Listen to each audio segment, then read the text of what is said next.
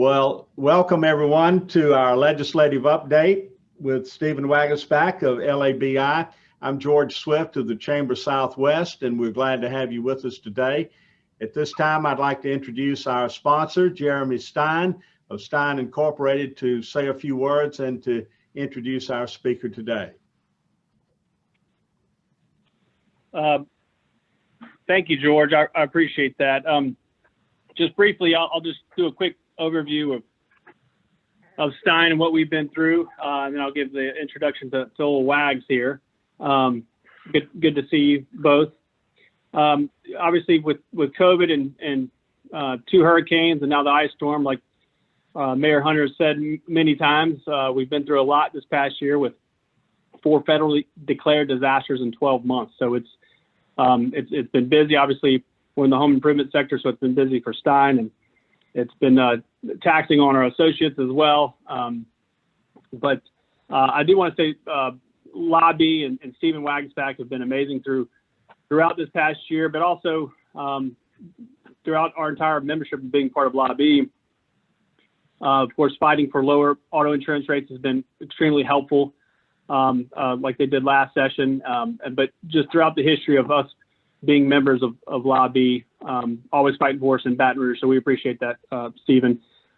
Stephen's going to touch on this, but we had the opportunity to folks from my Uncle Tim Stein, who's our CFO, 2 ladies who work in his department, got to testify, and I'm sure Stephen will touch on this, but and we appreciate having the opportunity to speak on a centralized tax system. I know that's going to be big this upcoming session, but how important it is for companies like Stein to have a centralized tax system, very similar to what we have. Of course, we have a store in Natchez, Mississippi, where we've seen how amazing it is to have a centralized tax system and how easy it is to just submit it to one entity and reduce time on our associates and just cost of doing business. So I'll let Stephen touch on that, on centralizing the tax system, but it is extremely important for companies like us to have that implemented here in Louisiana. And we can touch more on that. We hope to have more opportunities with that. But without further ado, Stephen Wagesback is the president and CEO of LABI. As the state's Chamber of Commerce and Manufacturers Association, LABI is the largest business advocacy group, representing more than 2,200 businesses and 324,000 employees. With over 2 decades of experience in federal and state politics, Stephen has earned a reputation as an active voice for reform policy in Louisiana. In addition to numerous personal outreach efforts, he writes a weekly political column that runs in publications throughout the state. Before joining LABI, Stephen served as member of the State Board of Education as a senior advisor to former Louisiana Governor Bobby Jindal. Prior to that, he spent 10 years working on Capitol Hill in Washington, D.C. Stephen is a Louisiana native and holds a bachelor's degree from LSU as well as a law degree from Columbus School of Law at Catholic University in Washington, D.C. Wags, I'll let you take it over, man. I've been a little too long-winded. No, that was perfect, Jeremy. I appreciate it very much. Can folks hear me okay? A little thumbs up, Jeremy? All right. Well, look, thanks to Jeremy, thanks to George for both kicking us off on this. And I would tell folks there, as LABI, we are the state chamber, the State Manufacturing Association. As you heard, we represent business all across the state, and it's really through the voice and the power and the intellect and the heart of our businesses that we go out and pursue policies to help pursue economic growth and promote and defend free enterprise. And Stein Lumber is one of our key businesses and have been for years. And not just Jeremy and Tim he mentioned, but Dennis and the whole family. They're not just great members for us, but they're great members of your community. And I know you all know that more than I do, especially in tough times like you've had the last year.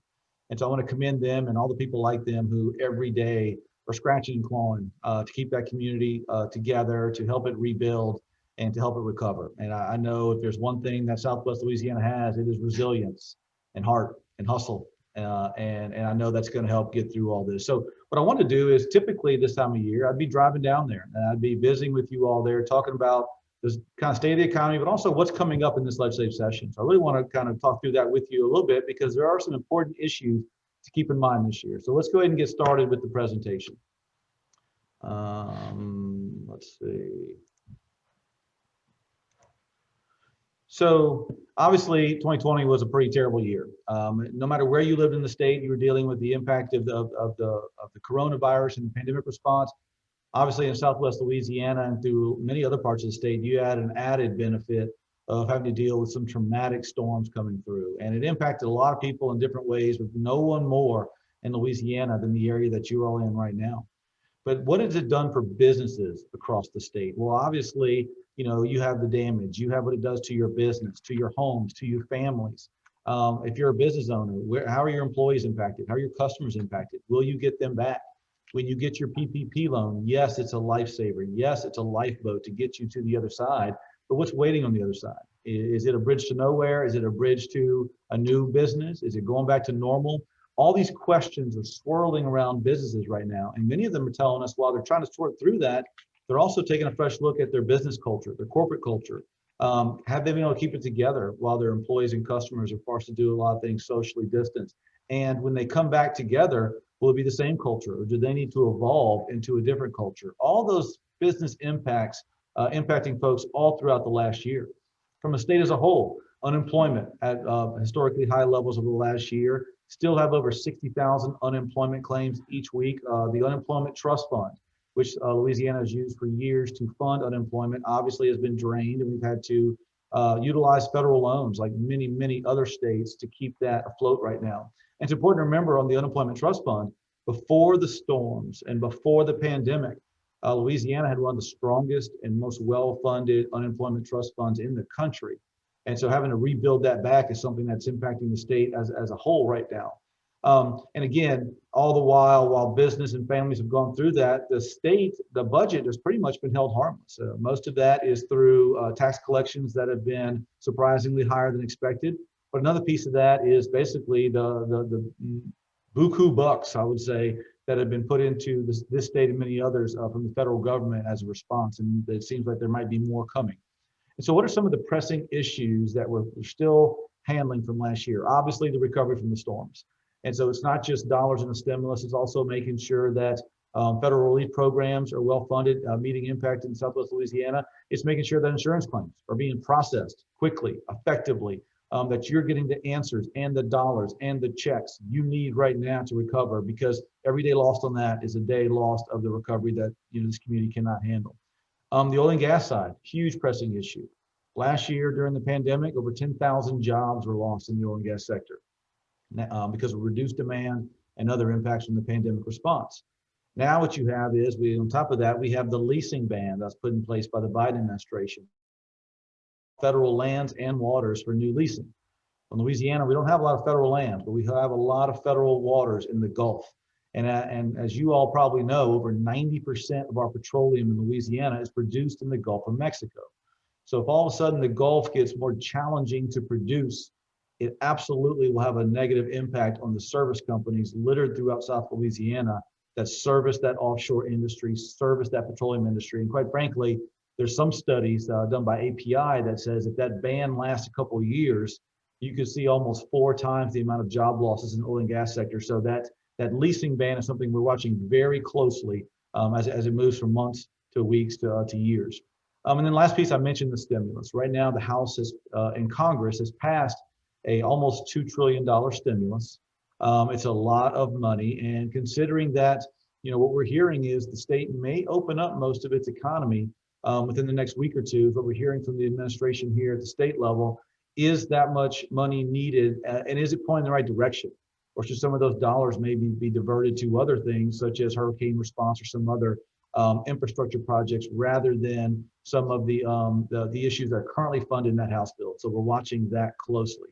We are thankful that it appears that a mandated minimum wage increase was not included in that bill as a budgetary procedure, because we like many others feels like that debate should go through regular order and not a fast-track stimulus bill. So those are some of the pressing issues we're dealing right now. But let me take a step back and let's talk about something that we talked about last year when I was there to visit with you all. And the fact is, last year we were coming off obviously an LSU national championship, but also we were coming off an election cycle where we saw a new legislature elected in Louisiana, one that was more business-minded, and innovative than we've ever seen before. One that was filled with people who came from Main Street and from business and from working families, and weren't the career political animals that have dominated the Capitol forever. They were real folks from the real world coming in. And we said, look, they're ready to tackle Louisiana challenges in a new and innovative way. And if you try to tackle all Louisiana's challenges in 1 year, it'll be overwhelming. It's too much to wrap your arms around. So we recommended last year that this new legislature view the next 4 years as a 4-quarter game. Take it one bite at a time, 1 year at a time. And they've done that so far. Last year, the first quarter was focused on tort reform, legal reform. Jeremy mentioned this a little bit in his opening comments, and yes, monumental legal reforms were passed last year that we are very confident will lead to reduced auto insurance rates and more competition. Now, a couple things have changed since that last one, and I'll tell you, the main one was the pandemic come in and the restrictions on driving and movement. Rates have been lowered in part because of that less driving on the road. But the other piece is the Supreme Court here in Louisiana put in place a temporary moratorium on jury trials in order to implement their pandemic response. And so since this bill has passed, we have not seen criminal jury trials or civil jury trials. And so we're hoping that the Supreme Court lifts that pandemic moratorium soon, that jury trials can begin in Louisiana, because we are confident that's when we're going to see the full effect of this law. We know that once that pandemic is removed, that response, will be removed, that criminal trials will take priority, but we're confident that pretty soon civil jury trials will begin, and that's where we'll fully see the effect of that bill. So good news is on the way. The last thing I'll say on last year's tort reform efforts is that we're already hearing from businesses around the state that are hearing from their insurers and new insurers asking for some information, asking for some data. They're kicking the tires on Louisiana and coming in to offer new programs. We're very excited about what they can add for competition here in the state. But let's talk about the second quarter. The second quarter is this year number 2 of this new term, and this is the year of tax reform. We also think infrastructure and redistricting, and I'll talk about all 3 of those in a second. But we'll tell you why this is a critical year for that and why you have reason for hope and optimism on what they're going to tackle this session. Briefly about next year, the third quarter, the third year of this term. Get ready, because next year we think will be all about education. And the reason why is during the pandemic response, when so many families have had to go home and educate from home, we know there's going to be learning loss.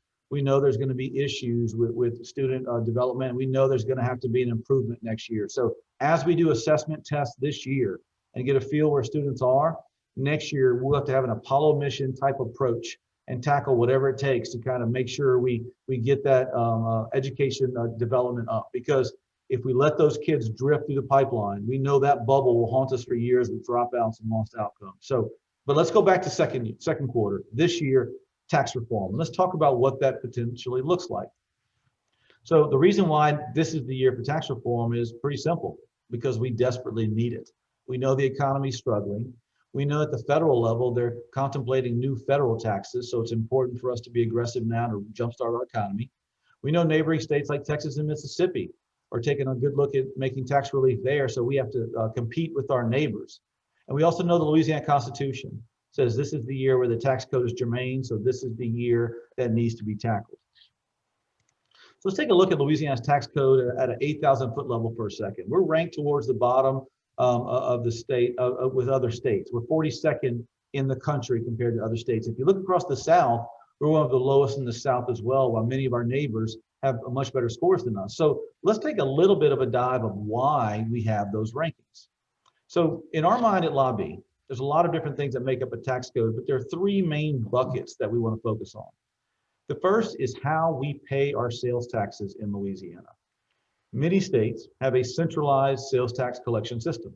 If you're a company like Stein and you've got customers in multiple parishes, if you were located in other states, you would pay all your taxes to one, sales taxes all to one centralized collector, and that collector would distribute those to all the local governments and the state government. It's easy. There's one audit mechanism, there's one assessment mechanism, there's one payment mechanism. It's easy for business, it's easy for government in so many other states. Well, in only 3 states, Louisiana has a decentralized system. That means we have an army of different collectors. In fact, over 50 different collectors throughout the state. They all have their own audit teams. They all have different assessment approaches. They all have different ways you have to pay, the way you have to claim. It's very confusing, and it forces a small to mid-sized business in Louisiana to go out and hire an army of CPAs and attorneys to just comply with the confusing tax code. So we've got to fix that centralized collection system. The second bucket why we rank so poorly is because of our income tax rates. Now, the burden you all pay on income tax on the corporate and business side, it compares quite reasonably to other states. But to get to that reasonable rate, you have to go and play the game of exemptions and credits and hire someone to advise you on how to navigate that maze. Other states have a more flat and fair approach. So we need to do that in order to improve our tax climate. And the third bucket is two, dinosaur albatross taxes we have that most other states don't have: franchise taxes and inventory taxes. And we'll talk about those more in a second. So considering we're in Southwest Louisiana, it's always important to look to our neighbor to the west. We'll call that Big Brother for right now. And Big Brother, look, they're doing pretty well. They've got no individual income tax, no corporate income tax, no franchise tax, and they have that centralized tax collection that I just mentioned. You see that compared to where we are in Louisiana, we don't fare as well. And while they have more property taxes there in Texas, those taxes stay local. And those taxes pay for local roads and local bridges and local schools and local solutions to local problems.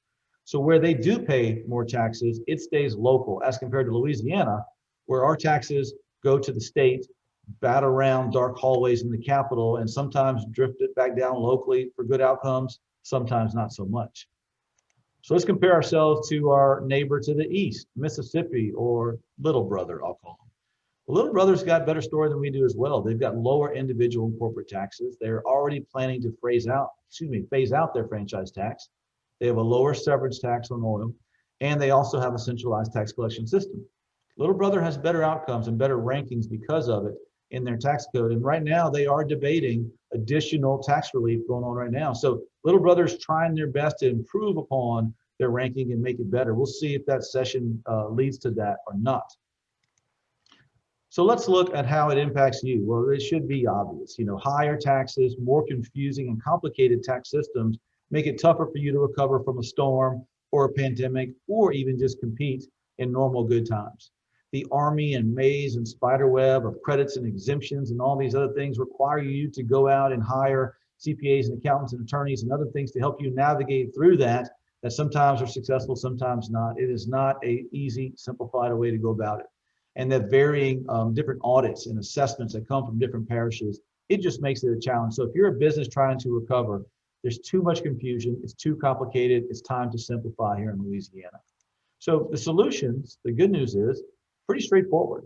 We all know them because they're the same solutions that have been kicked around the Capitol for a number of decades. Sometimes they've had serious approaches to try to fix them, sometimes not so much. But we all know these are the issues that need to be tackled this session. But we are more optimistic than we've ever been that's going to happen this time. And the reason why is typically it's the business community. It's maybe our friends in the Southwest Chamber, or maybe it's us, or maybe it's other chambers across the state begging legislators or the governor to tackle tax reform. And sometimes they'd pat us on the head over the years and say, we'll try, but maybe not this year. This year is different. This year it's the legislature taking the lead. You've got the House and the Senate working together at the leadership level and the chairman of the tax writing committee's level. They are right now working together, drafting bills, asking us and other businesses for input. They are driving the train, and they are laser focused on providing some tax relief this year. We have not seen that before. Typically, it's us begging for them to address it. This year, they're begging us to get on board, which is a nice change of pace, which gives us confidence this year might just be different. So let's talk about a couple of things in a little bit more detail. Centralized sales tax collection. This is the top priority for LABI as a business organization. And the reason why is we think this reform has the most direct impact to small to medium-sized business across Louisiana, and it can be done without costing the state treasury one dime. It can also be done without costing local treasuries one dime. That's why it's such a no-brainer.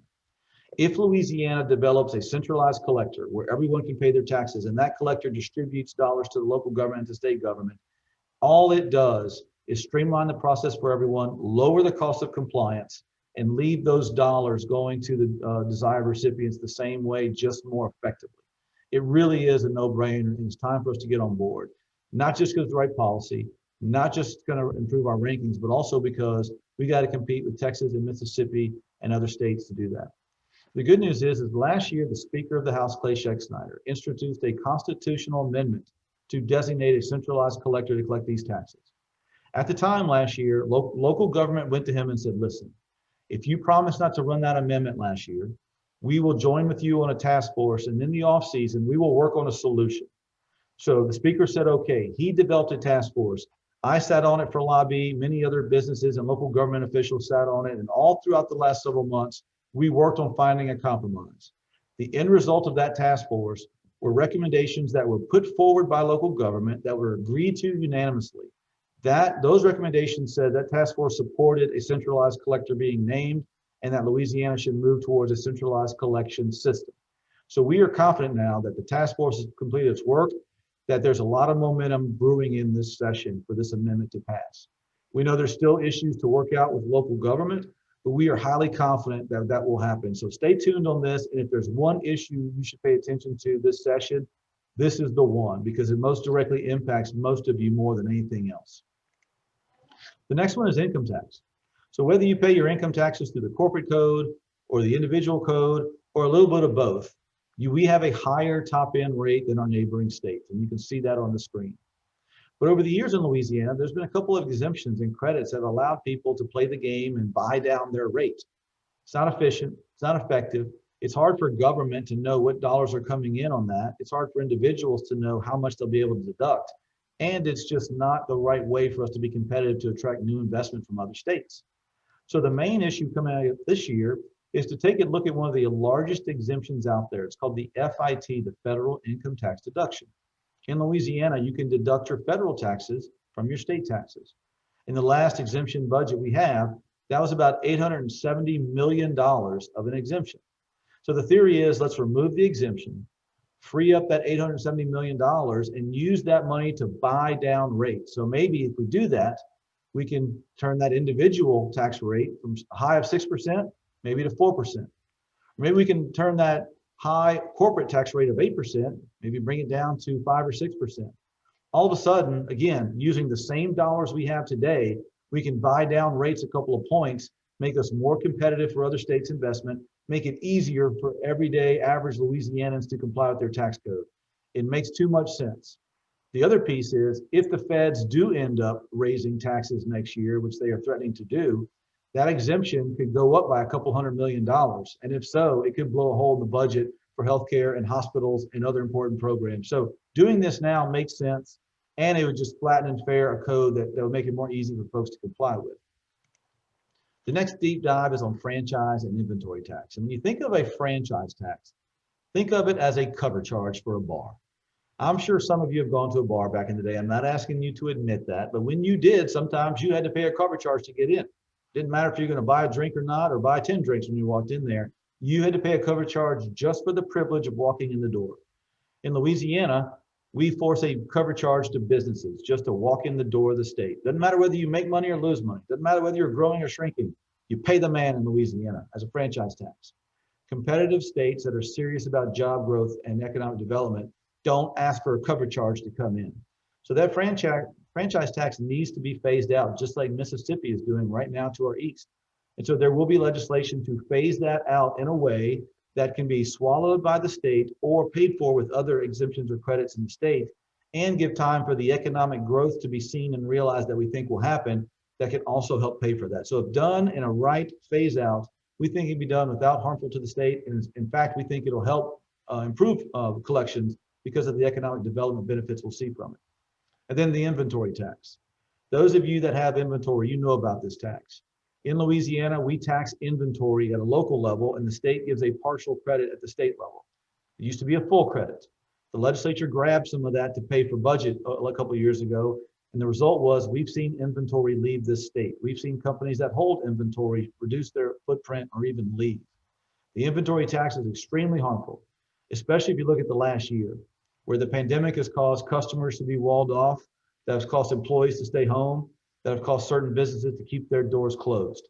All the while, many of them were holding inventory, just collecting tax on it. That is no way to encourage a service company or a business, depending on inventory, to stay afloat. So we've got to phase out that inventory tax. And there's some creative ways being discussed to maybe offset that loss to local government.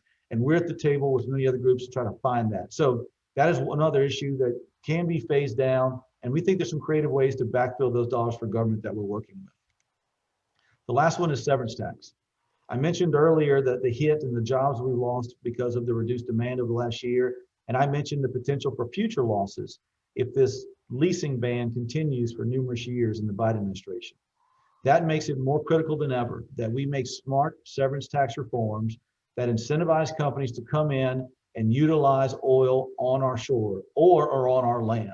And we've got to get more competitive with Texas and Mississippi, and we've got to get more competitive in encouraging the production on some of our onshore assets. Many of those onshore developers have been chased away by predatory lawsuits over the years. We think severance tax reform that's done the wise way can bring them, some of them back, and increase collections for the state. And keep in mind, if more producers don't come back, it won't cost the state anything, because when you lower the severance tax, all you're doing is incentivizing new creation. So if it doesn't come back, it won't cost the state. So it really is smart policy. So if you look at it, it is centralized sales tax collection. The time is now to make that change. Reducing income tax rates, using uncompetitive exemptions and credits to lower those rates and make them more flat and fair. Targeting franchise tax and inventory taxes and put them on a phase out in a way that is achievable from a budget perspective, and making smart severance tax reforms to try to incentivize industry to come back, reduce oil and gas to get those service companies back up and running. Those are the big tax issues, but we also know there's going to be other issues coming up. Infrastructure. If you live in the southwest part, you know about the need of the bridge in Lake Charles, and you know how critical it is that a new bridge is built there. There's going to be a handful of bills to try to increase investment in infrastructure. One of them lists a handful of priority projects, including the Lake Charles Bridge. That's a bill by Representative Jack McFarland. That bill has some reforms to the Department of Transportation and Development to make it efficient, to make sure that every dollar invested is used in roads and bridges and asphalt and concrete, not to overhead and pension requirements.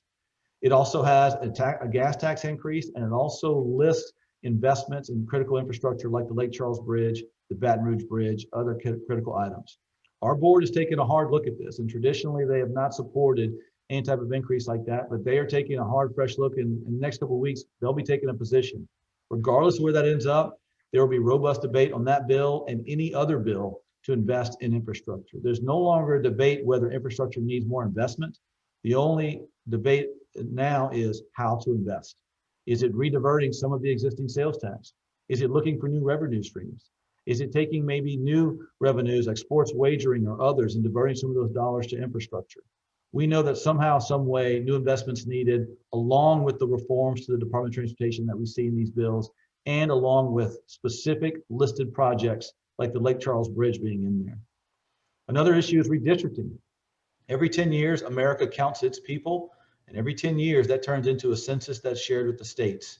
And every 10 years, the legislature grabs those and redraws their own lines, their congressional lines, and the lines of their judiciary and other constitutional stakeholders. What's important for Southwest Louisiana is right now, the congressmen you have, the legislators you have, the judicial districts you have is all up for being redrawn later this year, depending on the numbers. And we know we've seen some population shift in the last year, so be ready for that.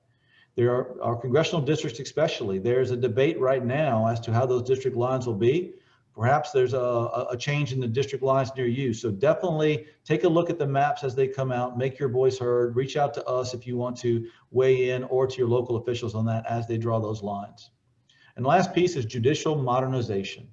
Last year during the tort reform efforts, one thing we heard from the judiciary was, well, you know, we have financing problems at the judicial level.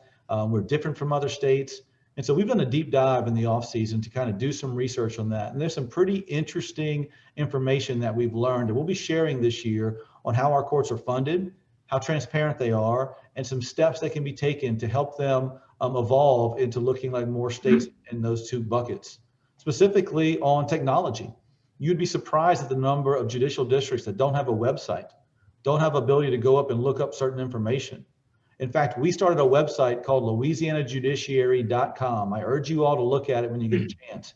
We put every zip code and district on there so you can, for the first time, find out which judges represent you in your zip code. So take a look at LouisianaJudiciary.com And we'll be updating it throughout the year to kind of bring in more reforms to get that third branch of government to start having some of the ethics and transparency and budget reforms that we've seen in the other two branches of government. So with that, I would tell you that it's never been more important than this year to sign up for our alerts. And you can do that by texting LABI to 66866. What that'll do is it'll put you on our mailing list.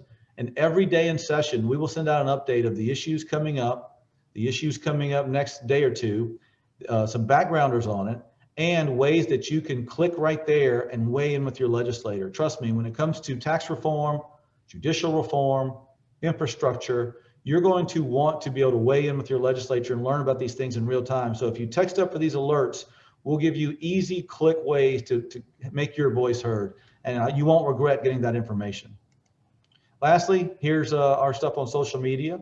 We always put a lot of good information out there, and we want to hear from you. So please use these social media channels to let us know how we can best serve you to promote and defend free enterprise. And lastly, if you're not a member of LABI or the Southwest Chamber, I would say, it's never been more important than now to join local business groups like the Southwest Chamber and statewide business groups, because we're out there every day making sure that tax reform works for you, that legal reform works for you, that stimulus bills being decided work for you, not for some other state's priorities. And that's what we proudly do each and every day. I know that's what George and his team proudly does each and every day at the local level. And we want to be there for you. We know that Southwest Louisiana has had a challenging year, and we know it can be very tempting to see that the challenges will never go away. But one thing we do know is that recovery always comes after these tough times in Louisiana. And we know that the resilience in that area that you all have is just as strong as it ever has been. And we want to be your partner. We want to be your voice. We want to work with you any way we can to get that done. So with that, George, I'll be glad to take any questions or comments from anyone. And I'll click off the slideshow if I can figure out how to do that, stop share. And I think I've done that successfully. And now, George, if there's any questions or comments folks have, I'd be glad to talk through them. All right. If any of our participants have a question for Stephen, if you will use the chat function, and I will relay those along to him. I'll just say also, Stephen, that the Chamber Southwest Governmental Affairs Committee has heard a presentation on the proposed gas tax, and we want to see the bill. We want to see specifically what's in there, and we'll be taking a position on that shortly. Our first thought, well, we have a compliment to you from Angel Scott over in Jeff Davis, and she says great updates, and we appreciate that. If anyone has any questions, again, use the chat function. Are there legislative priorities with regard to insurance, and is insurance reform needed? So my guess is when they say insurance, they're talking about some of the homeowners and recovery insurance issues there. And I will tell you this, I'm very troubled by what we're hearing from our business members in the southwest part of the state and some of the challenges they're having with getting adjusters and claims returned and some of the feedback they're having. And I think it is an issue from what we're hearing. And so we haven't seen specific bills being introduced yet, but I can tell you, we're going to take a good, long, hard look at them because, in Louisiana, we know it's not just being having help from your insurance company and your government in recovery. It's also the timeliness of that help. And help too far after the fact doesn't help much at all. And so we haven't seen bills filed, but we expect there to be legislation. And I guarantee you we'll be working closely with your local delegation to make sure that if there are deficiencies that need addressing, that we address them. Well, you commented on this, but someone asked, do you see tax reform transitioning within the next session? I'm not sure what they mean by that. But yeah, I would tell you that I really think in this session, you're going to see some tax reform points made. I think the movement from a decentralized sales tax collection system to a centralized sales tax collection system is the most likely. I think it's got momentum. I don't want to lie to you. There are pockets of local government around the state that are still fighting against this. I think it's just because of the fear of the unknown. But I want to remind folks, there's only 3 states that have a decentralized system. Those other 2, Hawaii and Colorado, are trying to get out of that business as well. We simply have to move to a centralized sales tax collection, because if we don't do it this year, at some point, we think the U.S. Supreme Court's going to come in and make us do it. They've already done that with online sales. They've already done that through the Wayfair case. At some point, our system will be viewed as unconstitutional, so it is time to make that push. I think the second most likely tax reform piece will be somehow lowering income tax rates for business and for individuals by taking a look at exemptions like the federal income tax deduction and lowering those rates accordingly. And again, that can be revenue neutral, but it can simplify tax collection for many people.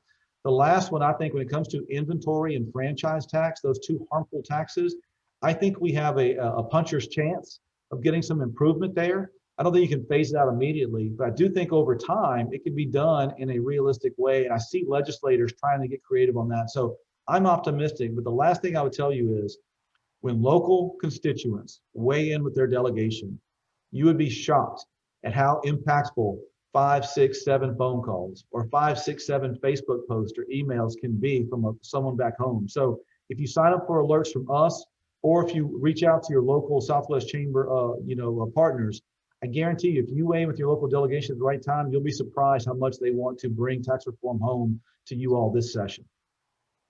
And Stephen, what about collecting sales tax on internet sales? I know a lot of the companies are now charging internet, but not sales tax on internet purchases.